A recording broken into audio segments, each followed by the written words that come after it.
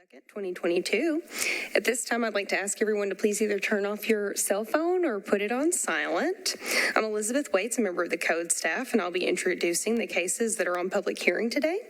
We'll be presenting the board with maps, pictures, and proposed site plans for each of the subject properties. The information I present, as well as the applications, recommendations from other government agencies, and any letters we've received from members of the public, either in support or opposition to a request, have been provided to the board members for review in advance of today's meeting. Once my introductory presentation has been made, each applicant will have either 5 or 10 minutes to present their case, depending on whether or not there is opposition present today. So if you're in opposition, case that's for hearing today, please just raise your hand and let us know whenever that case is called so that we can provide further instructions regarding the presentation of testimony before the board. After the close of each public hearing, the board will discuss each case and take a vote. The Metro Code requires 4 affirmative votes to grant an application. So if 5 or more board members are present, then failure to receive 4 affirmative votes within 30 days of the hearing is deemed a denial by operational law. If there are only 4 members present and there are not 4 affirmative votes, the application is re-advertised for the next regular meeting.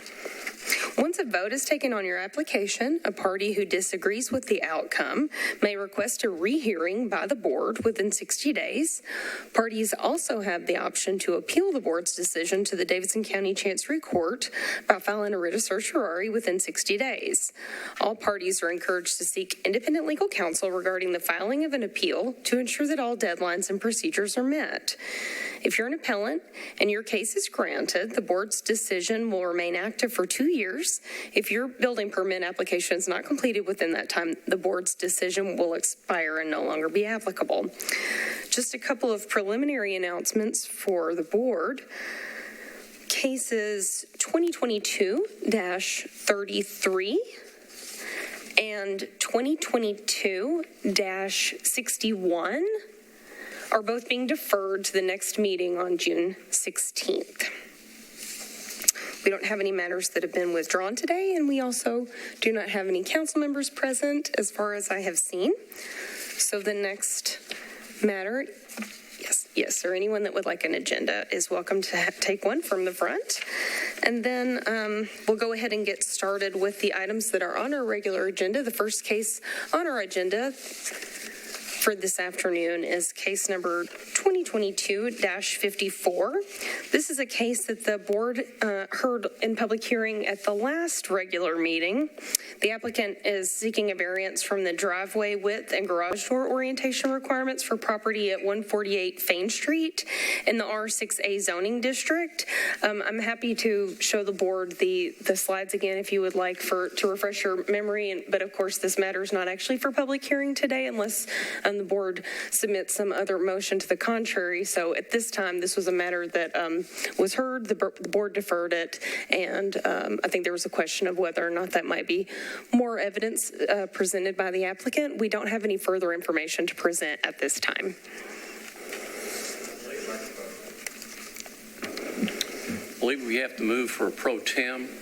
Oh, thank you, sir. Yes, that is true. In order for us to have an individual who could run the meeting this afternoon, please, if I could enlist from the board someone to submit a motion regarding a pro tem that would preside over today's meeting. I make a motion that Mr. Lawless serve as our pro tem chair for this meeting today. I'll second it.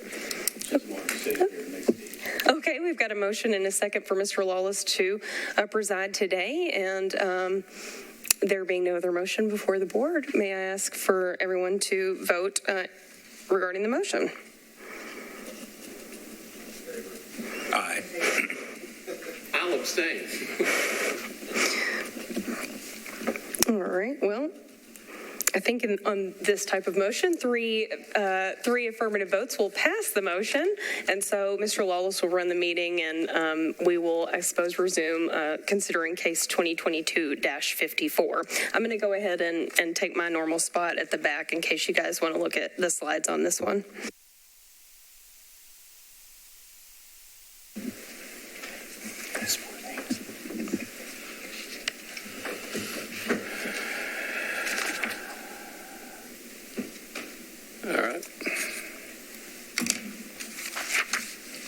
So just really quickly to refresh your memory, this property is in the R6A zoning district, but you'll recall that the property doesn't actually have an alley running behind it. Instead, I-40 is located behind it, and here's an aerial view of the property as well as the current view of the property and the proposed site plan. Mr. Cuthbertson is present, and but again, it would be for the board's discretion on whether to request any further information at this time. Mr. Culberson. You can at least come up in case somebody has a question. It might be helpful instead of, we did go through this.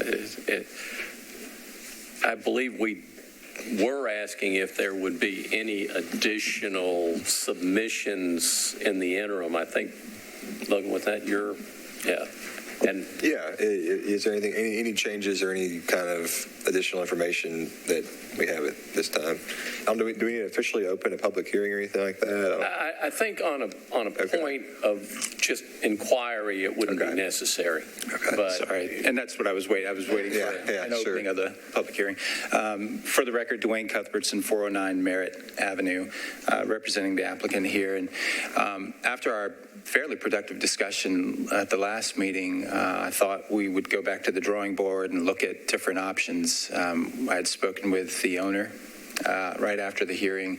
He spoke with the contractor, and they tossed around some ideas, and the owner kept coming back to the conclusion that if he modified the current layout and pushed the garage back behind the facade, it would just make for a more awkward layout. It's already awkward. You enter through a very narrow side door, and then you have to walk down a corridor behind to get to the living area behind the garage, and he felt like, well, if you push that back, it's going to make it even more awkward. And so he concluded he wanted to stay with the design that we initially submitted.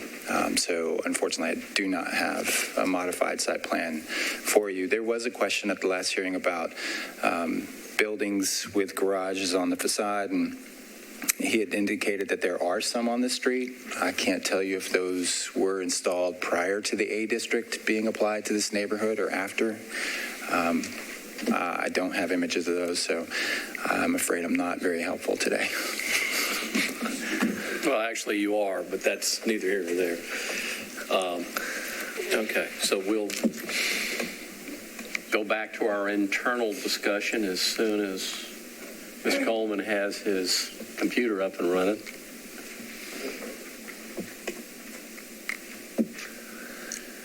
Ms. Davis, you have that look. I guess the look that you're referring to is just, I'm a little stunned, and then I was like, well, I don't think I can support it. So that's pretty much it for me. Because I understand the applicant saying that it's awkward, but it's also awkward for that block face as well. So that argument cuts both ways for me. So I think that they should then, if they can't come up with an alternative, then they just build a driveway and they don't have covered parking.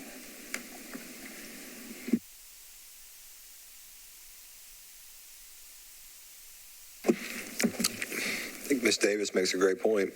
I was having a hard time supporting it before, but I mean, I guess the biggest thing, I do see a hardship.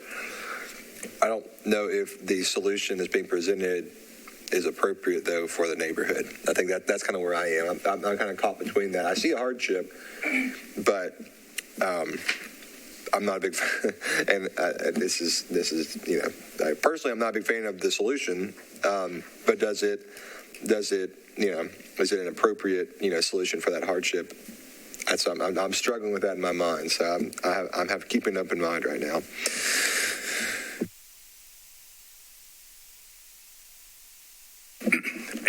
I think I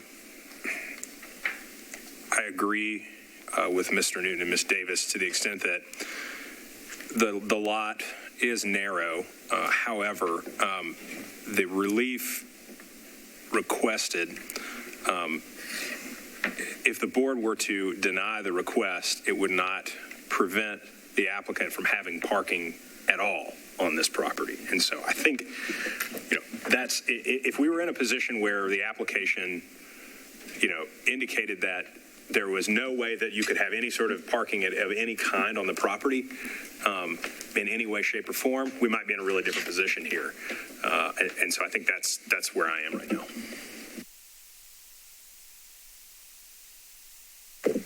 I missed the beginning of this case, so I apologize. But even in my review of the packet, I'm still of the stance that I have a tough time finding the hardship.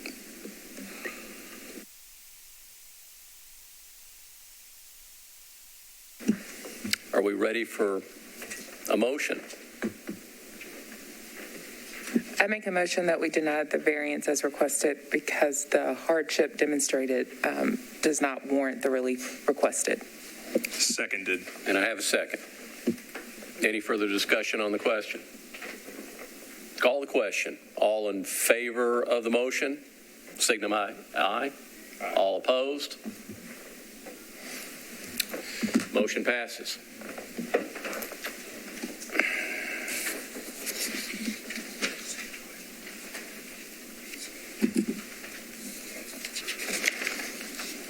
Next item on the agenda, Yes. case 2022-60. Yes, thank you, Mr. Pro Tem. Case 2022-60 is a request for a variance from the rear setback requirement for a detached accessory garage for property located at 1000 Kirkwood Avenue in the R8 zoning district. The applicant is seeking to reduce the rear setback from 20 feet to 5 feet. This request required a plat amendment, which was already approved by the Planning Commission and recorded with the Registrar's Office. I'll go through my slide deck, and then I do believe we have opposition present on this case. So once the applicant has an opportunity to make his presentation, he'll have 10 minutes, and then the opposition will have a joint 10 minutes combined. This property, here's the zoning map, and as we've indicated, it is located within the R8 zoning district. Here's an aerial view of the area, which is directly across from Sevier Park. Here is the street site photo of the property, and here's the streetscape, so neighboring properties down along Kirkwood. This is sort of the rear of the property from the driveway. So that's this property, the house is on the left there, and then the neighboring properties you can see in the rear. And then here's a rear view of the property behind the house. This is the proposed site plan submitted by the applicant. And at this time, we'll allow the gentleman to make his presentation. Please note, you might want to reserve some of your time for rebuttal after the other parties have a chance to present. And let me just note for the record, I don't believe it's a conflict or of any kind, but I will say that this property is on my walking route with my 8-month-old son most days, just to disclose that, but I don't believe it will cause me to have any conflict here. Yes, that's true. In fact, members are allowed, if they wish, to go look and inspect properties that are before the board, just to take a look at the property. And, sir, if I may ask, when you get started, to please state your name and your address. Thank you.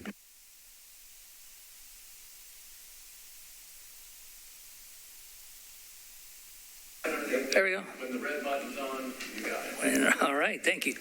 All right, I'm Kilby Barron. My wife and I own this property, and the idea was to turn it into our retirement home. Right now, we live in Brentwood, and she's on an assignment for Nissan in Tokyo. So the contractors, we had all our plans made, and then when we applied for the we got the permit to put the additions on the house. But then when we applied for the permit for the garage, it hit that 20-foot rear setback. The problem with this house, it's a over 100-year-old Tudor house, and it's really beautiful. And so we kind of want to save it. And, we went back and forth, but we decided, okay, we're going to save the house. and putting a lot of money into an old house, I know, but still, I think it's going to be beautiful. But it needs a TV room or media room, whatever you want to call it, on the back, because the front rooms of old houses really are tight for TVs. So when we put that, and the openness and the light going through the house, we got windows on the front and the back, and that's just the way it was designed. And the bedrooms are on the other side, so it kind of closes you in there.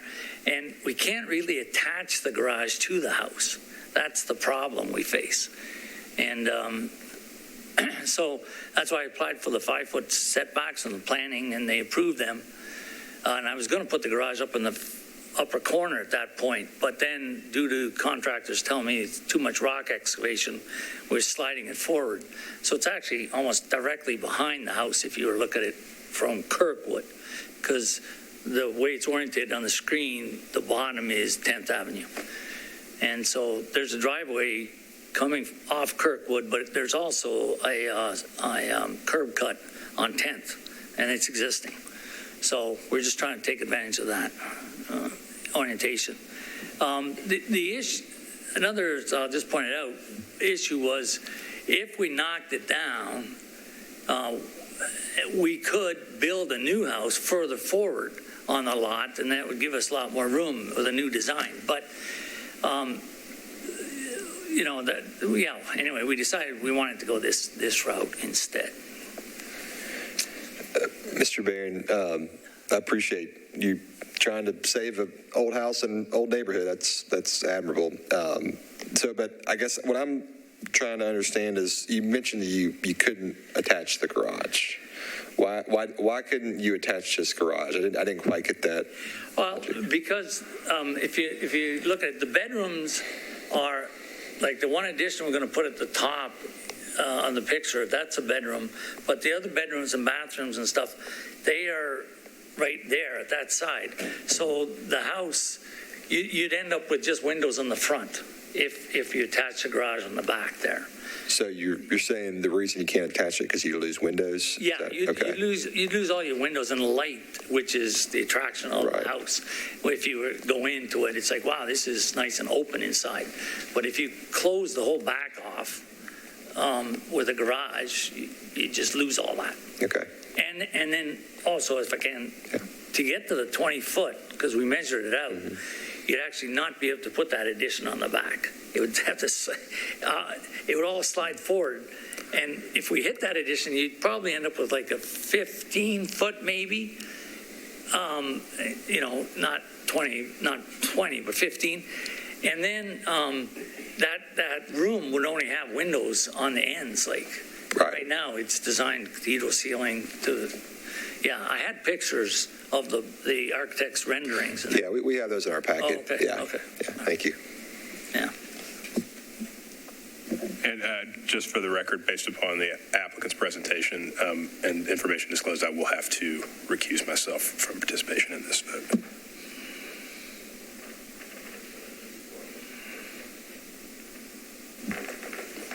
Now I'm looking at my other architect on the other side.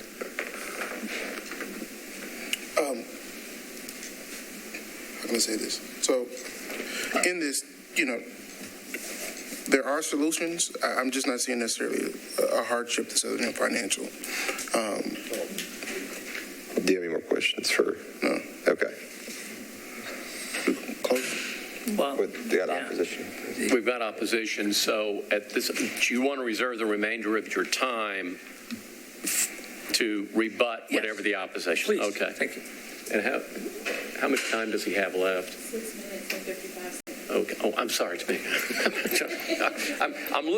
I'm trying to figure out which way. Remember, I'm the rookie up here right now. So, all right. So you've got over 6 minutes left. All right. Now, on the opposition, whoever is, and if you want to step back and we'll let the opposition come up and take where you are, whoever is in opposition to this matter, hopefully you guys have decided how you're going to divide your time up. You have a total of 5 minutes. No, 10 minutes. Excuse me. 10 minutes. Okay. And if you'll identify who you are and where you live, that would be very, very helpful. Yes, sir. My name is Sherry Shocker. I live at 1002 Kirkwood. Okay. And original, when I talked to him, we was discussing about a bedroom put on the side, on my side. I wasn't fully aware that full addition would be put on the back, which also would hang over to my back lot. And I see it's quite a bit of more room to the right of his house. And it seems like everything is jammed to the left to our adjoining property. Ma'am, so are you adjacent to this property? Is that what I'm understanding? Yes, I'm on the left over here. Yes. The left is is Kirkwood, correct? Yeah.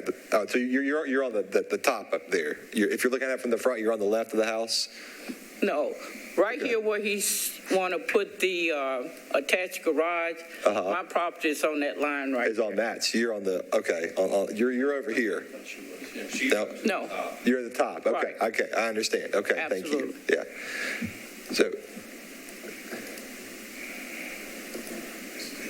So what, I guess my question to the board is that the 20 foot, if everything's jammed to the property line, what happens if I choose to build something on my lot? Do I have to go 20 foot from his line?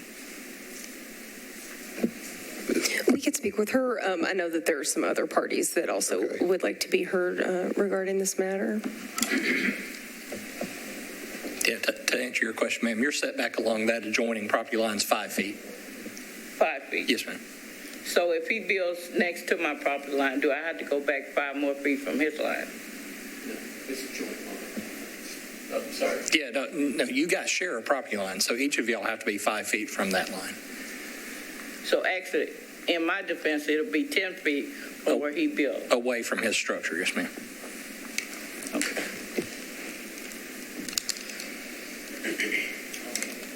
Any other opposition?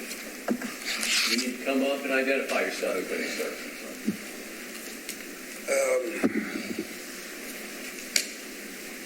And help us orientate where you might be. Yeah. I own the property to the right, yes, sir, with James Simpson, who's also here, and then my wife and I own 2909, so we own 2909 and 2911. My initial opposition was that Mr. Barron wanted to build the proposed garage in the very back corner, which would have been 5 feet from Ms. Shockley and 5 feet from me, and it would also imposed on our privacy in the backyard. So reluctantly, we both signed letters in support, but then when this zoning issue came up, it was like an opportunity to right a wrong because both of us had changed our minds. The information that I got from, I believe her name was Tamika. Is that Tamika? Everything showed the garage still being in the very back corner, which was very offensive to me and to Ms. Shockley. So this revision is different than what I saw in all the paperwork that I got from you, ma'am. But so I don't have as much opposition as I do before. I understand Ms. Shockley's opposition, and you know, if he's got enough room to build a 30-foot by 16-foot media room, I don't know why he couldn't put his bedroom there and not impose on Ms. Shockley's property. But that's more of an issue for her than it is for me, if that makes sense.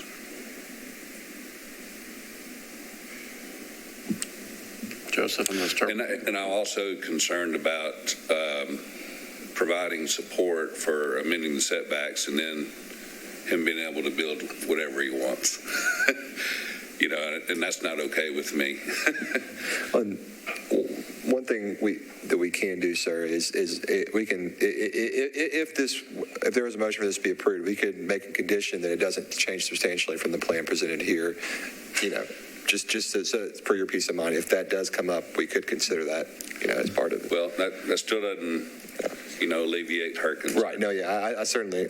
Just wanted. Yeah. Just trying to be a good neighbor, everybody. Joseph? Just, looking through this packet, do we have any further opposition? Is that it? Are there? That's a good point. Are there any other? Mr. Simpson was here just in support of me. Because Mr. Simpson, are you just agreeing with everything that? Right. Very good. Thank you. Now. All right, so. Me too. Yeah. So then, yes, the applicant then would have an opportunity for his rebuttal time, please. I'm going to allow him to have the rebuttal. I'm just asking if Joe has any questions of this particular witness. I don't. Okay. Okay. Thank you. You get to rebut now. Okay, thanks. Use the same mic. It's on. Okay, thanks. The original one, which Todd is referencing, the garage was at the back, and it would have overlooked, his concerns were that it would overlook his backyard. And we agreed we weren't going to put any windows there. But then we decided, pointing in that direction. But then we slid it forward anyway. So it's actually in line with my house, but it's actually in line with their two houses that are on 10th Avenue there. It more or less lines up almost with those all the way. So, and then I had the pictures. I think maybe they're in your packet then. So it's the 5 feet on both sides of each property line, 5 feet and 5 feet, and both the houses on both sides are also, the existing houses are 5 feet. So it just, it seems fair to me that I think it would fit in the neighborhood. I think it would look good in the neighborhood. And, that's, I guess, my rebuttal. Yeah. On this plan for the garage, it's the second story above the garage is noted as Kilby's Clubhouse. Just trying to understand, what's the intent? I see you all have a shower and toilet. Let me just.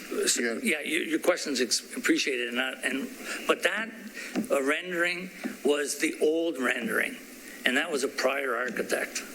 So, and he was just making a joke when he said Kilby's Clubhouse. But, what's the intent of the space above the garage? I actually talked with the codes, went back and forth, and I could do a dadu there because the lot is 20,000 square feet. So it would support a dadu as long as it was 700 square feet or less on top of the garage. I think that's what they said, yeah. And that's what our design has. It's less than 700.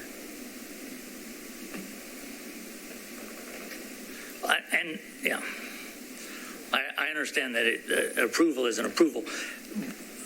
And that would have to go through the building, so that when it gets a building permit, that would be addressed at that point, sir.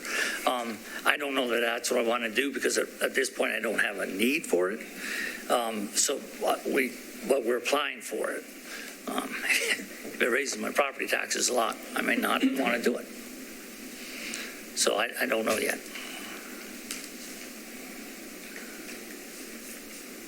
Can I have an additional question? No.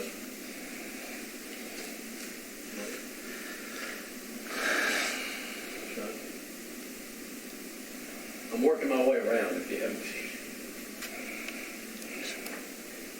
Do you have any other comments or anything? No, I think it would fit in the neighborhood. The alternatives are, as we discussed, or as was saying, would be to knock it down and build a new house further forward on the lot. That house, as it exists, lines up with the other houses on the lot, on Kirkwood. But at the same time, it could move forward due to the road curves around. So it lines up, but the Kirkwood actually curves. So the distance, it could move forward about 40 feet, or the lot could be split in two, or two houses could be built on it because it's an R8. So and not by me, I'd just sell it then to a builder. Right. So, Mr. Barron,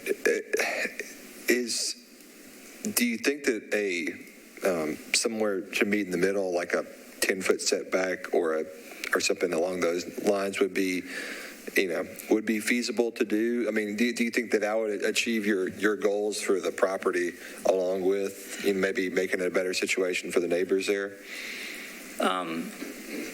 Well, I'm not, I appreciate that. I'm not sure on what the impact on the neighbors would be at all. They're 5 feet, so I'd be 5 feet. If I moved it to a 10-foot, right now it's 13 feet between the garage and the addition.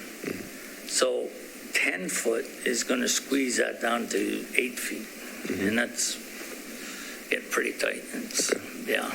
Your two overhangs are almost touching at that point.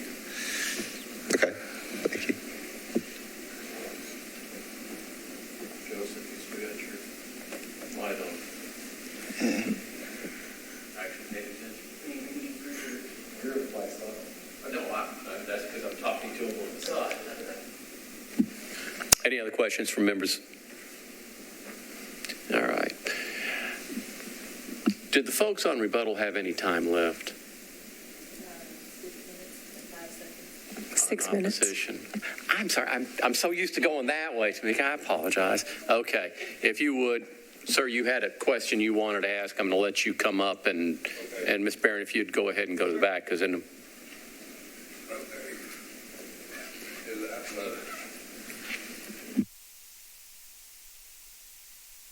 Okay. All right. Yeah, the application, let's see.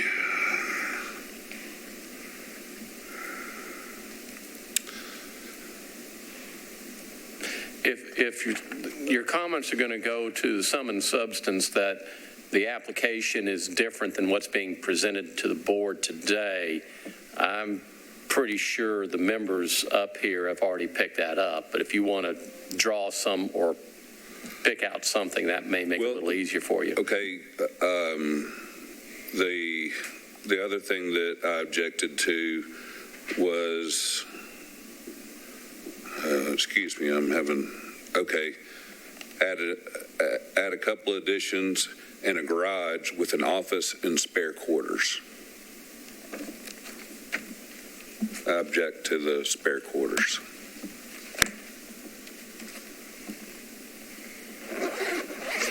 Any other comments in opposition other than? All right, we'll close the public hearing at this point, which means you get to go back down over there. Thank you, sir.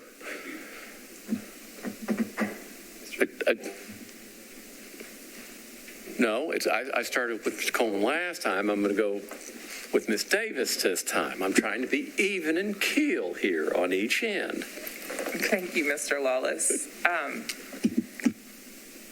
When I went through the packet before our meeting and I listened to the testimony, I'm having a really hard time finding a hardship. Like, I'm struggling. I want to find one. But I think in this case, this is like from even just listening to the testimony, and I'm not saying that a variance isn't warranted. I could see a case for a variance, but I think some of my issue is that this is a request that says, this is everything that I want. And there's no kind of compromise. There's no sort of leniency. And the only argument in support of it is sort of, well, it'll look nice in the neighborhood. And we don't consider aesthetics. I'm not saying that it won't look nice. I think our job is to consider what is the hardship and why are you requesting this? And I'm having a hard time connecting that dot, other than it's an old house.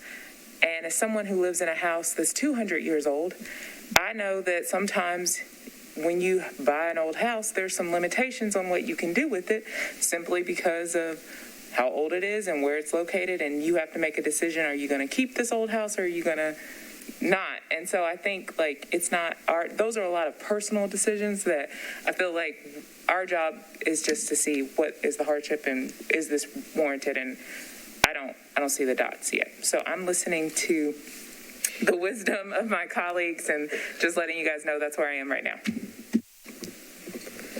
I'm in the same boat. I don't see the hardship outside of financial. I think it's a stretch otherwise.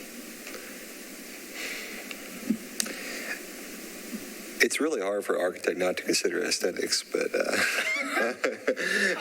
but I mean, I do agree there. I'm having a hard time seeing a hardship. You could build an attached. Honestly, I'd be more likely to consider it if it was an attached garage and he's asking for a 5-foot variance, from the rear setback line. That I could get along with that because of the existing residence. But I want to make sure that the neighbors know that the only thing that he's asking for relief here is for this back proposed garage.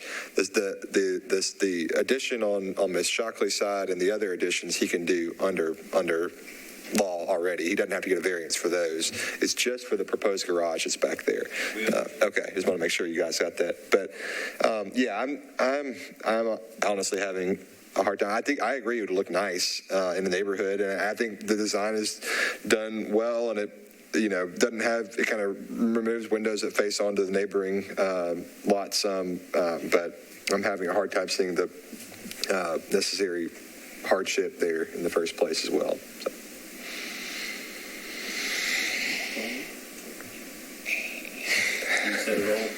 I've said it all on that one. Do I have a motion? Mr. Newton's looking at me. So I'll make a motion that we deny the variance as requested because a sufficient hardship was not demonstrated. A second. Have a second. Any discussion?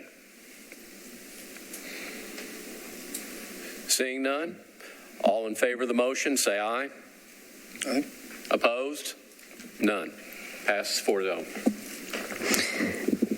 Thank you. And I would ask the zoning administrator to confirm this, that pursuant to Metropolitan Code Section 174240, when there are only 4 members present and there are not 4 affirmative votes, and the application shall be re-advertised for the next regular meeting. So this item, I understand, would be... We had 4. In the event there are only 4 members present and there are not 4 affirmative votes. We had 4 affirmative votes. They all 4 voted. Okay, understand. Thank you. So it doesn't come back.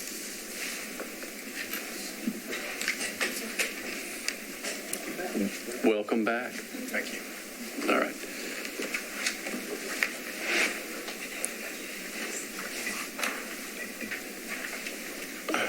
Mr. Barron, you understand. Thank you all for your I just want to patience make with me as sure I'm still learning. Yeah, no, I just want to make sure. You understand that your variance was not granted by the board. Okay, good. Thank you. Next item on the agenda. Okay, thank you. And item 2022-61 is the item that was deferred. So I'll move past that one on our slide deck really quickly.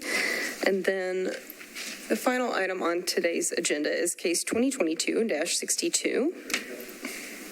This is a request for a variance from the side street setback requirement for property located at 812 45th Avenue North, located in the R6 zoning district. The applicant is seeking to reduce the side street setback from 10 feet to 3 feet along Illinois Avenue. This item has received support from the neighborhood as well as the council member. Is there any opposition present? I don't see any. I will move through our slides. So here's the zoning map confirming this property is located in the R6 zoning district, and there you can sort of see some of the items that the applicant's representative, Mr. Henry, submitted in the application regarding the right-of-way, kind of surrounding those property lines. Here's an aerial view of that property. Here's a streetscape view of that entire block. Then here's a closer view of the subject property. some information regarding those. The tree that's there now being a hackberry tree, and then there was a proposal to submit 6 street trees that will be reviewed by the urban forester. Here was the original plat. The property's in red. It's a little hard to see, and then those properties are 105 feet back by 25, so it's 25-foot lot across. And then here's the site plan. I've tried to indicate the right-of-way section as well as where the side setback would fall, the side street setback, since this is considered a corner lot. So at this time, the applicant may make his presentation. You have 5 minutes. Thank you, Mr. Chairman Pro Tem, members of the Board of Zoning Appeals. My name is Sean Henry, 500 11th Avenue North. I represent L&S Development, LLC, which is the construction company of Mr. Ed Seifert, who's here on my right. Importantly, I think Mr. Seifert and his wife live on this street. They live at 809, just a few doors down and across the street, and they're in the process of building another home on the same side of this same block face, which they intend to move into. As mentioned, we have letters of support from Council Lady Mary Carolyn Roberts, also one from Brad Garnto. Mr. Garnto is a board member of the nation's Neighborhood Association. He also chairs the Planning and Zoning Committee for that neighborhood association. These lots, and if we can maybe go back to the prior slide that shows the other lots on this block face, they're 25-foot lots. Maybe if we could go to the Metro map. These lots are 25 feet wide, and so they were platted that way in 1887. And you can see at the very bottom is an example of a 50-foot wide, a home sitting on a 50-foot wide combined lot. And historically, that was done many times over in this area. But the 25-foot wide lots remain of record, remain legal building sites. And so with a 3-foot side yard setback, normally that's not that big a deal. Other homes have been built within a 25-foot wide lot with 3-foot side yard setbacks. The issue here is this is a corner lot.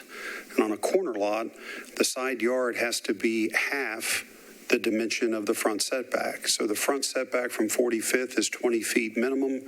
That means that this side yard setback along Illinois Avenue must be at a minimum 10 feet.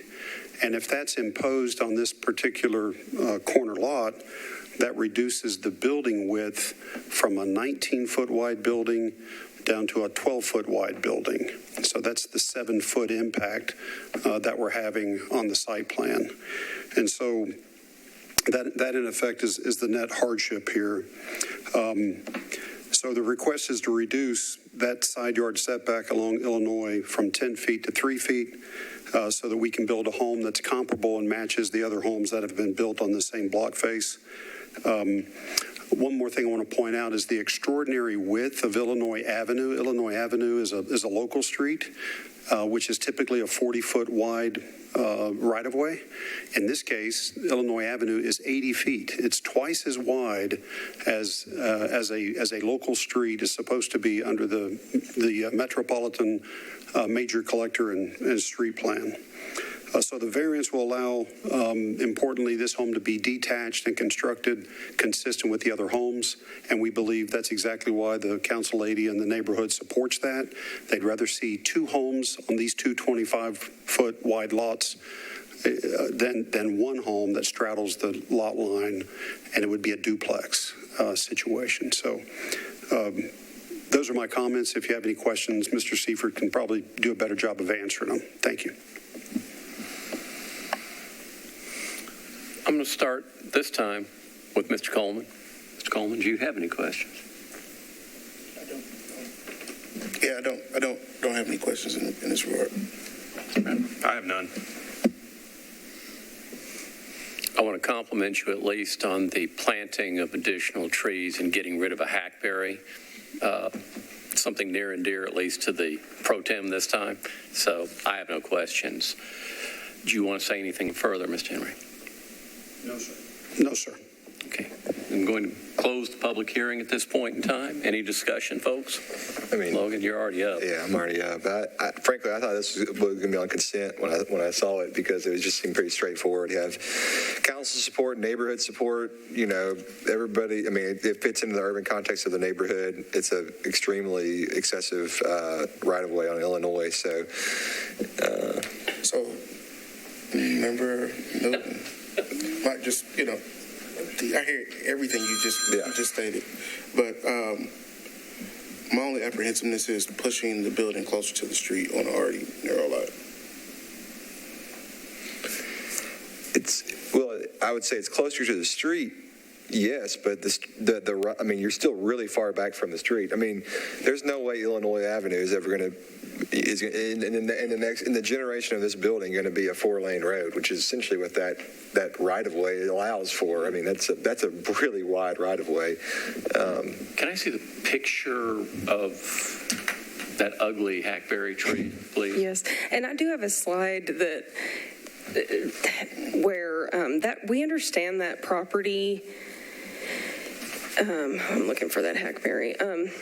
We understand that area, the way that it was designed in this original plat from West Nashville was because the plan was to establish streetcars there. So I did do a little bit of historical research. I couldn't find anything that specifically confirmed that, but I do have a slide that looks like that if you'd like for me to find it. That would make sense. I mean, that's why a lot of those really weird excessive right-of-ways exist in the nations in Sylvan Park, is because they used to have streetcars or had a plan for streetcars and whatnot. So, and it strikes me too that if building the building closer to the street, that the street itself is wide enough to where if Metro eventually decided to put sidewalks in, that they would have sufficient space to take from Illinois Avenue's existing footprint to do that, such that it wouldn't be, this 3 foot would not take away from the ability for that. They could build a whole greenway over there.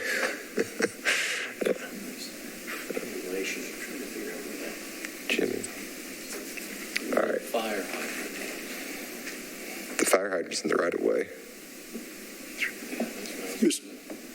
But it's like within like 10 feet of the street, probably looks like. It's yeah. The proposed change that we're being requested to make doesn't.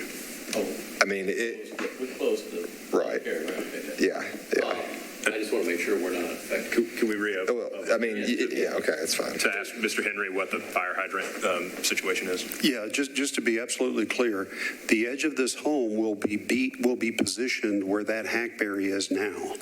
Okay, so there's still an additional approximately 25 feet of grass in between where that tree is and the asphalt on Illinois. So that fire hydrant is not implicated. In fact, that fire hydrant, I think, is shown on the site plan. So there's a substantial amount of green space, ditch line, all of that will remain. Thank you. They help tremendously. I'm good. So, am I getting a motion? I'll make a motion. You got it. I've never made a motion You before. do it. I want you to do it. Come on, let's hear it. I'm on it. I make a motion that we approve the variance as requested due to the demonstration of a hardship by the applicant. I'd like to second that motion. Excellent. And I'll also emphasize we're getting rid of a hackberry. So, all in favor of the motion, say aye. Opposed? Thank you. Thank you. That will conclude our meeting. Thank you. The National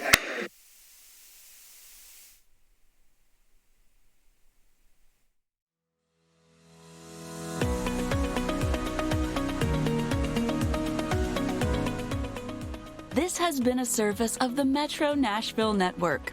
If you would like to see this presentation again, or for more information on this and other programs, visit nashville.gov.